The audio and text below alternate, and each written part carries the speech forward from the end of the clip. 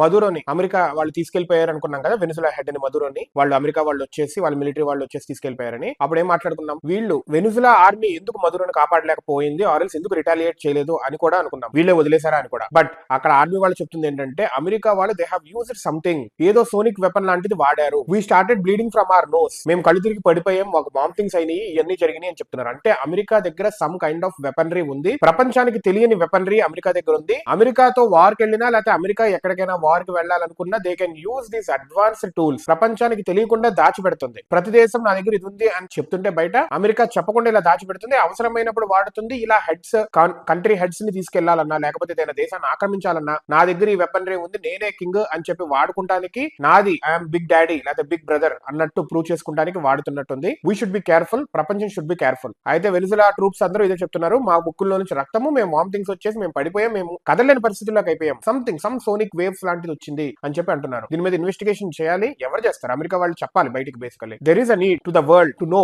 What happened, what America possess, so that world should also take care of this.